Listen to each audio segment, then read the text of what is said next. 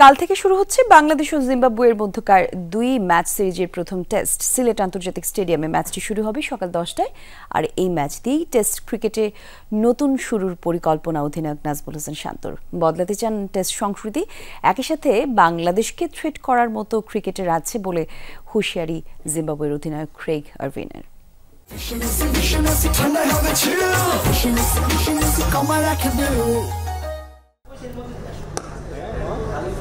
প্রায় 4.5 মাস পর সাদা পোশাকে খেলতে নামছে বাংলাদেশ। শেষ মুহূর্তের প্রস্তুতি সেরেছে টাইগাররা।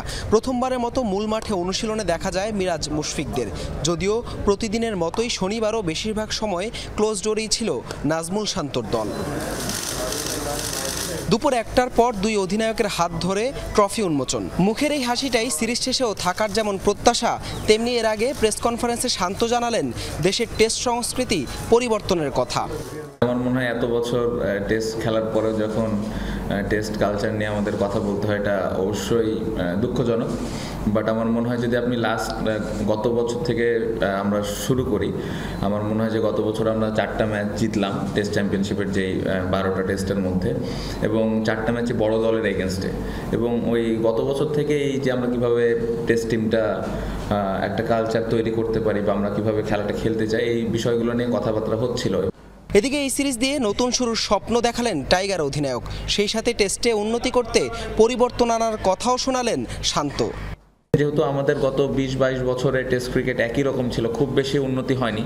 সো এই জায়গাটাতে নিশ্চয়ই আমাদের কোনো কিছু পরিবর্তনের দরকার আছে। আমি যেটা অ্যাজ এ ক্যাপ্টেন হিসেবে চিন্তা করি যে আমরা প্রত্যেকটা ম্যাচ যেন জেতার জন্য খেলি। এখানে কোনো সেফ ক্রিকেট আসলে খেলার ইচ্ছা আমাদের কারোরই নাই। সো আমি যেটা একটু আগে বললাম যে নতুন কিছু আসলে আমরা চেষ্টা করব, এবং এটাও শুরু হবে আগামীকালকে থেকে। অপরদিকে নির্ধারিত সময় দুপুর 2টায় অনুশীলন করে জিম্বাবুয়ে দল। ঘরের মাঠে বাংলাদেশের বিপক্ষে খেলা চ্যালেঞ্জিং হলেও জিম্বাবুয়ের তরুণরা থ্রেট হতে পারে এমন হুঁশিয়ারি দিলেন অধিনায়ক ক্রেইগ আরভিন। বাংলাদেশের সাথে প্রতিদ্বন্দ্বিতা অনেক দিনের। তাদের মাটিতে খেলা অবশ্যই চ্যালেঞ্জিং, তবে আমরা আত্মবিশ্বাসী। আমাদের তরুণ কিছু প্লেয়ার আছে যারা বাংলাদেশের জন্য থ্রেট হতে পারে। সাদা পোশাকে 2 দলের 18 বারের দেখায় 8 জয়ের বিপরীতে বাংলাদেশ হেরেছে 7 বার। যদিও এই সিলেটেই সবশেষ দেখায় 2018 সালে 151 রানের বিশাল ব্যবধানে টাইগারদের হারিয়েছিল জিম্বাবুয়ে। টেস্টে নতুন বছরে নতুন শুরুর প্রত্যাশা নাজমুল শান্ত। বিপরীতে বাংলাদেশ দলের কাছেও প্রত্যাশাটা থাকবে সহজ জয়ের। অপরদিকে 6.5 বছর আগে এই সিলেটেই টাইগারদের হারানোর সেই সুখস্মৃতি নিশ্চয়ই আবারও ফেরাতে চাইবে জিম্বাবুয়েও।